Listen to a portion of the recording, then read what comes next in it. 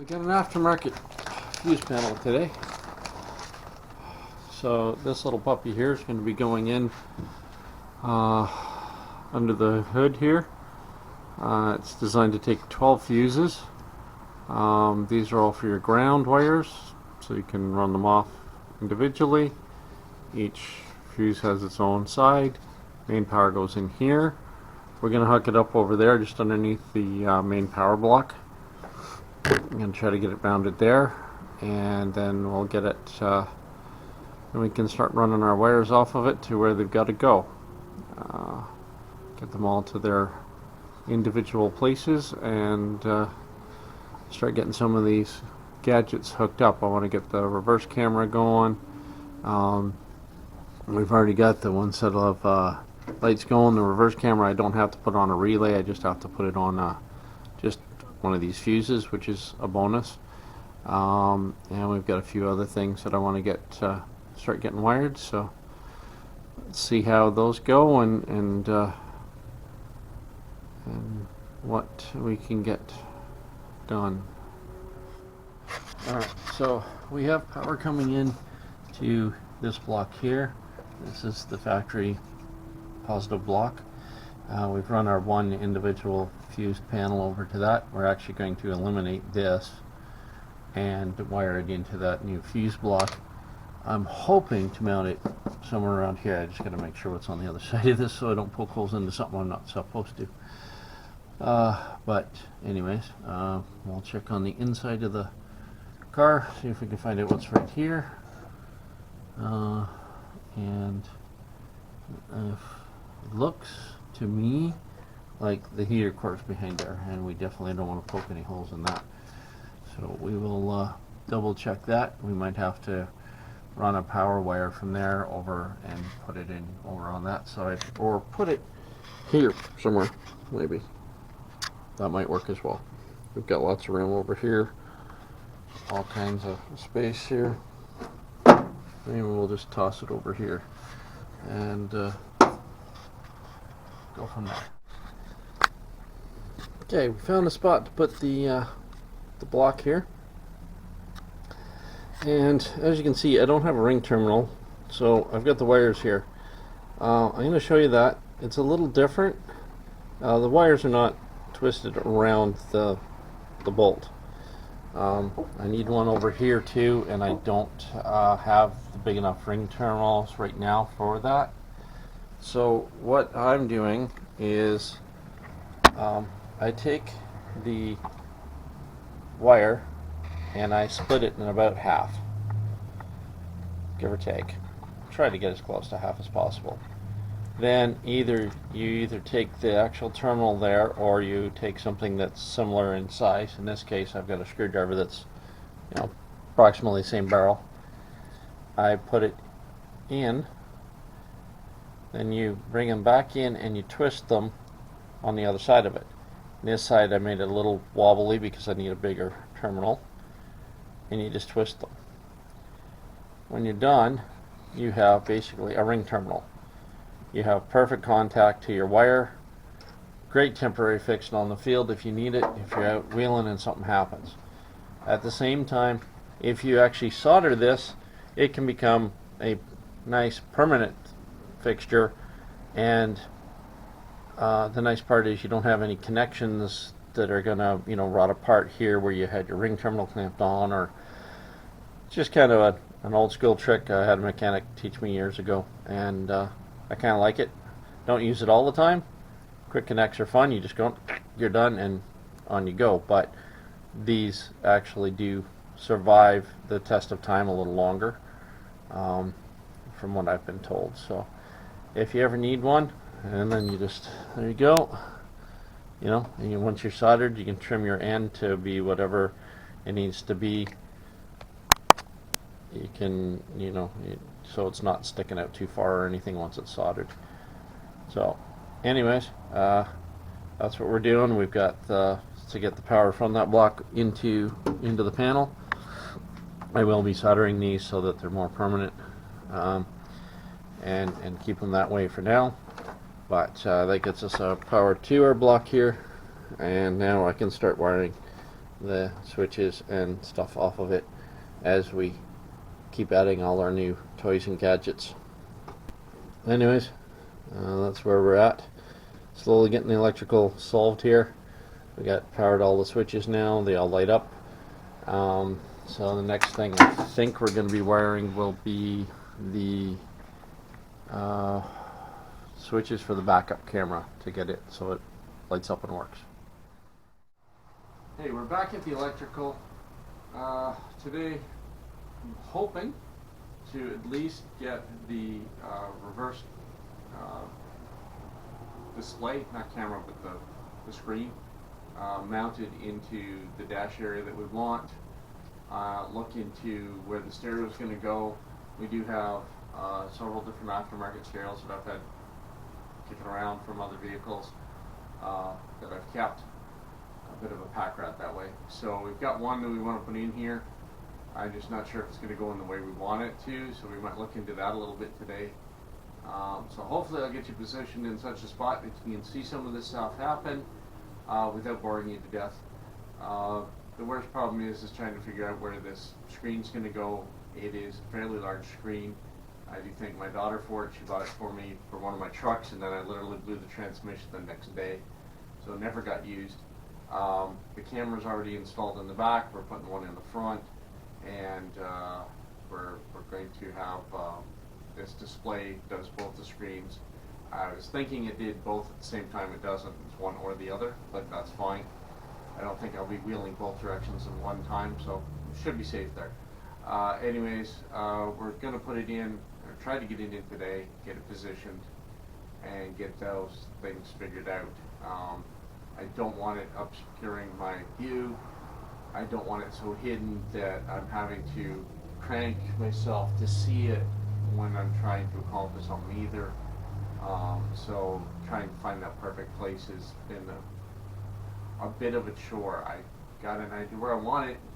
The problem is getting it installed in that spot because it's going to cover bolts and screws. Yeah. Anyways, hopefully I get to show you, and hopefully we get that accomplished today. Finally get it positioned somehow that it worked for us, and I'll be able to see, especially the reverse right now. The front one is kind of important, not so much maybe for the wheeling, but also for parking. This thing sits high enough, I literally can lose a Honda Civic in front of me and not know where it is, and I'm still not touching it yet. So I don't want to bump into things trying to park it, or even driving in town. Might be handy to have on once in a while, so I'm not running cars over. So anyways, that's the plan, and we'll try to get at her here. Hey, hopefully you can hear me, not too much noise from the fan.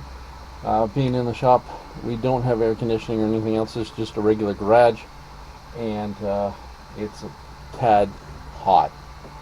So right now I've just got a little fan hooked up on the window there, 12 volter, just blowing some air around, hopefully getting us some juice. Anyway, this is our display. It's not exactly small. I currently have the seats out because we were working on the floor, and it's giving me more room for wiring, so I'm leaving them out at the moment. But my desire is to have it somewhere around here. The problems this has posed is mounting it. It comes with all kinds of cool brackets. It even comes with a flat one. The only thing is that both where the cords have to go out here, as well as where I want to mount it, I can't cover these. I don't want to cover these bank switches. I don't want to cover this. I don't want it too high because I don't want it hard enough to see things from this thing as it is. I don't really want to have this thing sitting on a display way up here where I'm blocking view. As I say, we want to drive this thing down the road. I really don't want to do that. So I don't want it over here too much because I don't want to be sitting here driving and have to see where I'm going. that's not going to work either. Um, I've toyed with the idea of mounting it down, possibly, so you just look down at it, but still not exactly sure on that because of just the overall, again, I'm having to bring my head down too much. It is for reverse, but it also is for forward, and I don't like having to drop my eyes that much while I'm doing something and relying only on a camera. I've never been one to trust them that much. They are good and they're definitely helpful. I think they're cool, but at the same time, they're not the only thing you need when you're backing up or going forward or anything else. You need some type of visual of both around you, etc. So one thought was to screw this mount here. It's got little screws. Try to screw it up onto here, and then have it turned up so the screen is right here. That works, with exception of it puts the screen out, so when you reach for this, you're almost hitting the screen. Again, that's for park. Below that, really, I don't think it's going to get in the way much. But again, it's one of those catch-22s. I don't know. I just don't know if I want it there. That's where I want it. When sitting in the seat and looking at all the options, that is the area we definitely want it. I'm just not sure how to go about getting it there. I don't mind fabricating things, as I said. That's one of the things I like doing. But my problem is everything I'm looking at has to screw into the back of this, and anything, if I get it enclosed in here too much, I can't get my hand in to do up that bolt. So, and this covers this screw, etc., so I can't make it mount to the dash and then put the dash back on, because again, I still can't get it to screw. I can't. Very frustrating. So I'm sure some of you have looked at it and probably thought of a solution already. I like to hear them because they're always good to know for the next time. And that, because I'll probably have this mounted by the time it's this ever airs, but I'd like to hear the options, because it's always good to learn from other people. You learn new tricks and you learn new things, and you go, oh, I never thought of that. So I do appreciate input. It's always good to hear somebody else's view. I don't take it as criticism, I take it as views. Some of it's worth listening to, some of it isn't, but at least, you know, it's made and I can go from there. Okay. We have plastic back here. This is foam. I don't really want to put a screw into that. I just don't. It's going to make it really go bad. But this is plastic. So if I were to bring a bracket up from here over the top and down here, that can mount to, that would work. And then I just place it wherever I want. Put two screws into the plastic where I'm not screwing into anything else, because I know there's nothing back there to damage or hurt. That might just work. That might just work for us.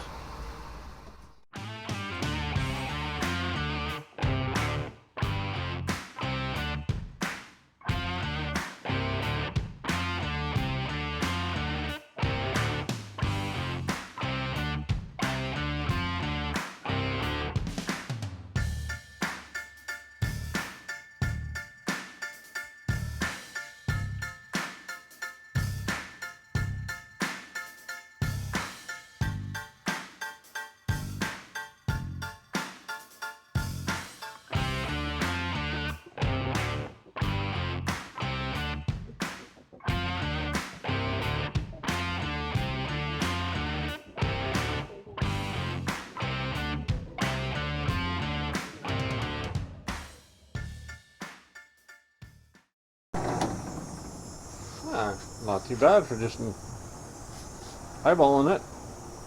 Not bad. Decided this is going to be our bracket. Hold it on.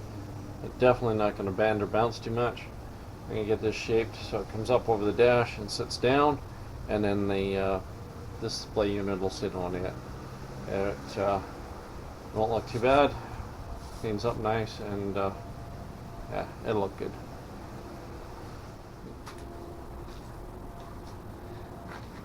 I don't have all the newest and greatest tools, so we use what we've got here.